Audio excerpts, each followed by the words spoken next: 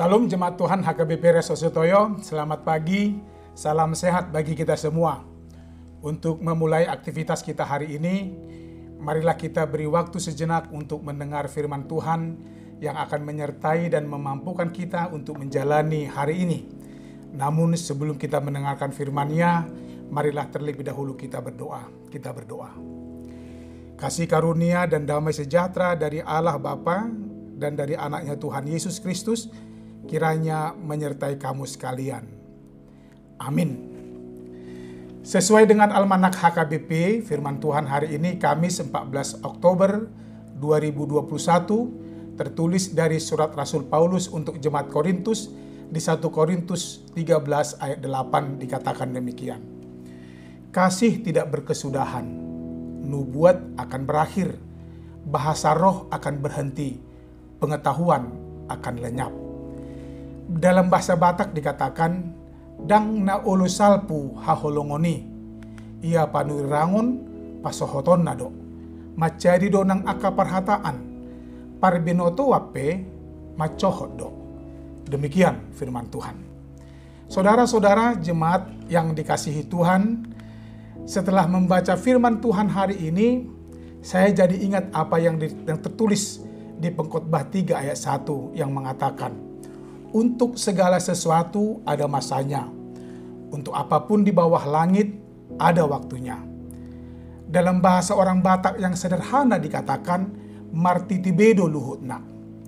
Sangat setuju apa yang dikatakan oleh penulis pengkhotbah ini. Tidak ada yang kekal, semua akan berubah dan memiliki limit waktunya.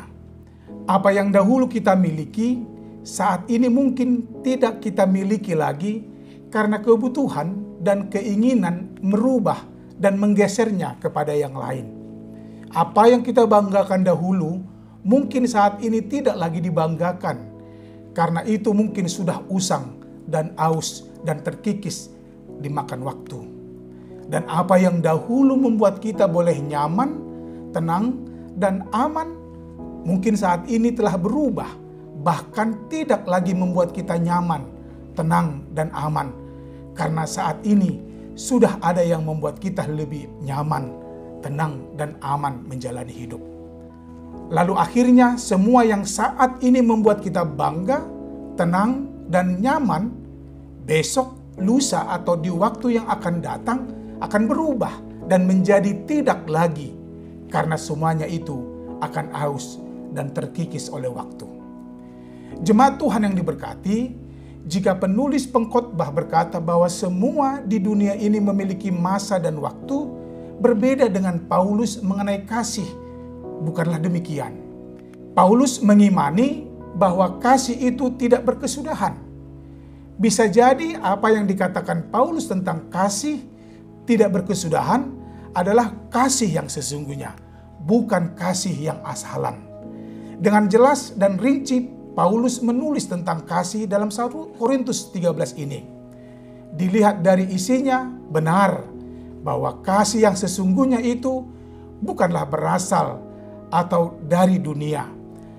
Kasih berasal dari Allah, karena Allah adalah kasih. Demikian yang tertulis di 1 Yohanes 4 ayat 7-8. Nah, untuk memahami firman Tuhan hari ini, bagi kita diharapkan agar sebagai orang percaya dan beriman kepada Yesus, hendaklah lebih mendahulukan kasih dalam sikap dan perbuatan kita. Bukan berarti nubuat, bahasa roh, dan pengetahuan tentang banyak hal tidak berguna atau tidak baik untuk kita. Namun adalah menjadi sia-sia jika tidak ada kasih di dalamnya. Bahkan di ayat 2 pada pasal ini Paulus berkata, sekalipun aku mempunyai karunia untuk bernubuat, dan aku mengetahui segala rahasia, dan memiliki seluruh pengetahuan, dan sekalipun aku memiliki iman yang sempurna untuk memindahkan gunung, tetapi jika aku tidak mempunyai kasih, aku sama sekali tidak berguna. Lebih sederhana Paulus ingin berkata bahwa semua akan menjadi sia-sia jika kita tidak memiliki kasih. Jemaat yang dikasihi Tuhan Yesus, banggalah jika kita boleh dan mampu hidup dalam kasih yang dari Tuhan. Jangan pernah puas dengan apa yang kita miliki, sekalipun itu kemampuan dan pengetahuan untuk mengenal Allah yang diimani. Ada banyak orang Kristen merasa cukup puas dan bangga karena dia berkemampuan lebih tentang Allah dan mengingat ayat-ayat Alkitab, sehingga tanpa disadari kesombongan sudah menguasai kehidupannya. Menganggap dirinya lebih baik dan lebih rohani, bahkan lebih dekat dengan Tuhan dari yang lain. Melecehkan kemampuan dan pengetahuan orang lain tentang Tuhan yang diimaninya. Itu adalah hal yang tidak berguna dan tidak baik. Apapun dan bagaimanapun kita, bagi Allah, hendaklah kita hidup dalam kasih. So, hiduplah dalam kasih yang dibawanya melalui Yesus Kristus. Tuhan memberkatimu. Amin. Kita berdoa.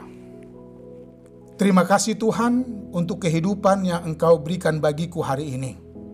Terima kasih atas firman-Mu yang mengingatkan aku untuk selalu hidup dalam kasih yang dari-Mu. Ya Bapa, aku percaya Engkau adalah kasih. Ajari aku untuk semakin mengenal-Mu. Amin. Selamat beraktivitas, jemaat Tuhan.